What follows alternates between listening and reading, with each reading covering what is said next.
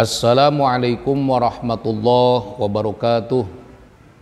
Alhamdulillah, wassalatu wassalamu ala rasulillah Sayyidina Muhammad ibn Abdillah wa ala alihi wa ashabihi wa mawalah. Amma ba'du. Saudara-saudaraku yang berbahagia, semoga semuanya senantiasa ada dalam lindungan Allah Subhanahu wa ta'ala. Pada kesempatan ini saya kembali membuat sebuah video, mudah-mudahan bermanfaat. Seperti biasa, video ini memuat tentang kajian ilmu fikih, yaitu kitab Safinatun Najah karangan daripada Syekh Salim bin Samir Al-Hadrami. Dan insya Allah pada kesempatan ini yang akan saya sampaikan adalah mengenai pasal yang ke-8, yaitu tentang ahkamul miyah, hukum air. Sebelumnya saya baca dulu kitabnya. Bismillahirrahmanirrahim. Paslun, ini adalah satu pasal al-ma'u qalilun wa katsirun. Adapun air, ada air sedikit dan juga ada air banyak.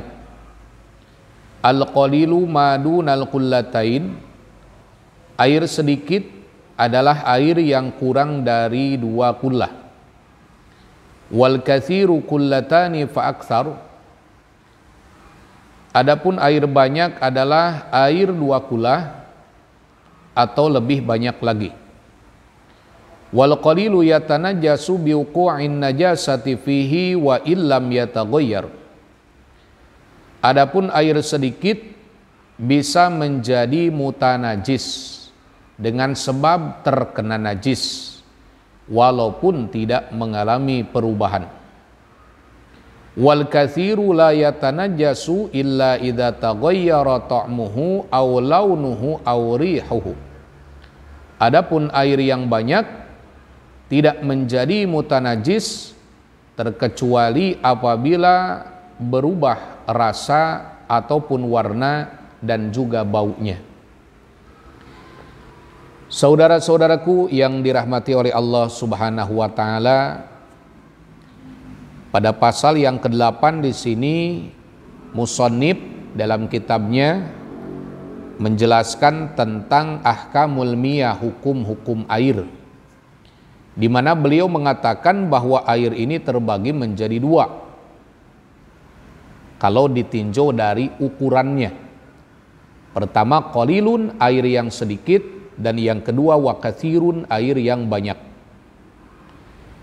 Perbedaan antara air yang sedikit dengan air yang banyak, al-qalilu ma dunal qullataini, air yang sedikit adalah air yang kurang dari 2 kullah. Sementara wal katsiru, air yang banyak, kullatani fa aktsar, adalah air yang ukurannya 2 kullah atau bisa lebih banyak lagi. Air 2 kullah ini terjadi perbedaan pendapat mengenai ukurannya. Kalau kita konversi ke ukuran liter ataupun ukuran luas. Tapi yang akan saya sampaikan pada kesempatan ini adalah pendapat mayoritas ulama dalam madhab Syafi'i, di mana air 2 kullah disebutkan wa qadruhuma bil misahah, adapun air yang banyak, air 2 kullah bil misahah dengan ukuran luas, fil murabba, di dalam penampungan air yang berbentuk persegi, baik itu berupa kubus ataupun berbentuk balok, diro'un wa rub'un, tulan wa urdon wa umkon bidiro'il adami, adalah 1 hasta ataupun 1 sikut 1/4, atau kalau kita desimalkan 1,25 diro, 1,25 hasta. Dan 1 hasta ataupun 1 diro menurut mayoritas ulama dalam madhab Syafi'i adalah 48 cm. Itu artinya untuk 1/4 diro ataupun 1,25 hasta sama dengan 60 cm. Tulan panjangnya, urdon lebarnya, umkon tinggi ataupun kedalamannya. Sehingga kalau saudara-saudara sekalian punya bak penampungan air di rumah, mungkin ada yang punya bak penampungan berbentuk kubus, ada juga yang berbentuk balok, ya, persegi panjang balok. Maka cara menghitungnya adalah, ini saya menggambar berbentuk kubus ya, supaya saudara-saudaraku sekalian bisa membayangkan dan akan lebih mudah untuk bisa dipahami. Di sini saya menggambar bak yang berbentuk kubus. Jadi untuk al-murabba dira'un wa rub'un 1/4 diro atau sama dengan 60 cm, tulnya panjangnya 60. Kemudian urdon lebarnya juga 60. Kemudian tinggi ataupun kedalamannya umkon adalah 60. Sehingga kalau kita konversi ke ukuran liter, kita kalikan dulu 60 kali 60 kali 60 sama dengan 216.000 cm. Kalau kita konversikan ke liter, di mana 1 liter itu sama dengan 1000 cm, berarti 216.000 kita bagi 1000, berarti jadinya 216 liter. Ya, jadi kalau kita literkan itu 216 liter menurut mayoritas di dalam madhab Imam Syafi'iyah. Jadi bisa kembali disimak ya, kalau punya bak mandi di rumah berbentuk kubus, panjangnya 60 cm, tingginya 60 cm, dan lebar baknya itu 60 cm. Kalau sudah memenuhi kriteria penampungan seperti ini, sekiranya si airnya itu penuh, maka bisa dipastikan air tersebut adalah air 2 kula. Atau kalau di rumah kita punya baknya berbentuk balok ya, dimana panjang dan tingginya itu tidak sama. Nah, saya gambarkan seperti ini ya. Maka untuk tingginya, untuk panjangnya itu adalah 120 cm. 120 cm. Kemudian untuk lebarnya adalah 30 cm. Dan untuk ketinggian, umkon, ketinggian atau kedalamannya adalah 60 cm. Jadi kalau kita kalikan 120 kali 30 kali 60 sama dengan 216.000 cm. Dan seperti tadi sudah disampaikan, apabila kita konverter ke ukuran liter, tinggal bagi 1000, karena untuk 1 liter sama dengan 1000 cm, maka jadi 216 liter. Adapun untuk bak yang berbentuk tabung seperti drum misalnya, maka minimal untuk diameternya itu adalah 1 diro. 1 diro itu sudah disampaikan tadi adalah 48 cm.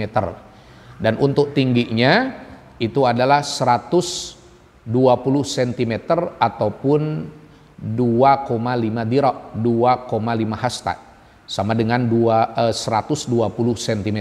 Jadi untuk penampungan yang berbentuk tabung seperti drum, itu diameternya minimal 1 diro ataupun 48 cm, dan untuk tingginya itu adalah 2,5 hasta atau sama dengan 120 cm. Perbedaan antara air sedikit dengan air banyak di sini disebutkan wal qalilu yatanajasu biuqu'in najasati fihi wa illam yataghayyar. Air sedikit ini bisa menjadi mutanajis walaupun si air tidak mengalami perubahan. Kita punya air di ember, kemudian si air tersebut terkena kotoran cicak, maka jadilah mutanajis.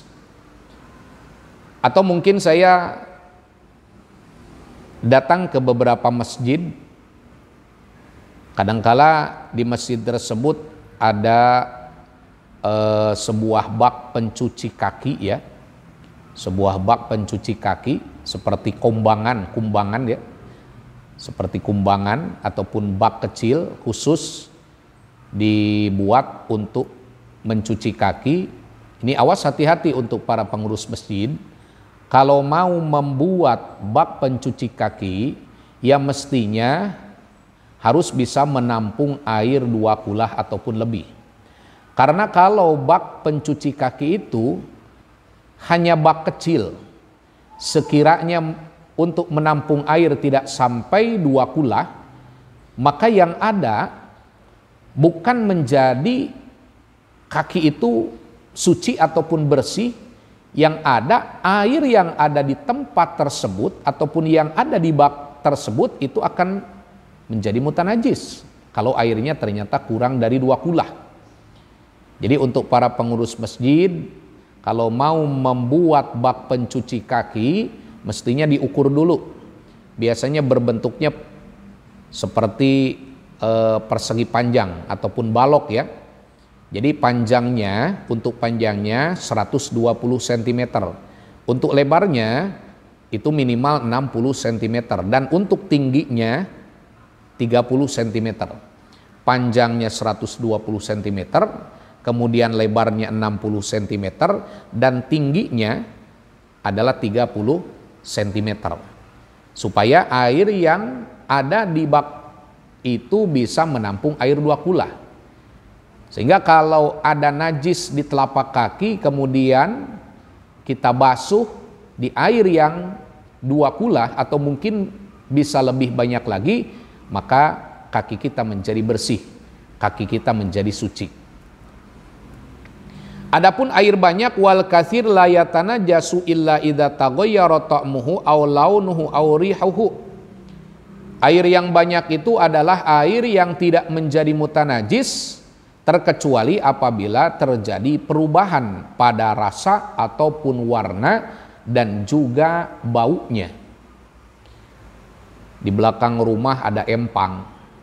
Si empang ini sengaja dibuat untuk pembuangan kotoran.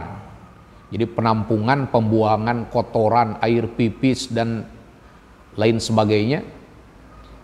Kalau dibiarkan mungkin dalam 1 hari ataupun 2 hari tidak terjadi perubahan. Tapi kalau sampai bertahun-tahun pastilah air itu akan berubah. Baunya menjadi bau got, warnanya menjadi hitam. Jadi walaupun itu air banyak 1 empang, maka air tersebut mutanajis. Tapi kalau air banyak yang mutanajis, itu akan bisa berubah dan beralih menjadi kembali suci. Seandainya misalkan dibiarkan dalam jangka waktu 5 atau 10 tahun, si empang yang tadinya kita gunakan untuk pembuangan kotoran, kemudian kita tidak pakai lagi dan kita biarkan dalam jangka waktu yang lama, 5 tahun, 10 tahun atau mungkin lebih. Setelah itu dilihat air menjadi jernih, rasanya menjadi rasa air mutlak pada umumnya. Kemudian menjadi jernih, tidak hitam, dan baunya pun tidak bau pesing, baunya pun tidak bau air got. Ketika dicium airnya ini baunya itu seperti air keran saja.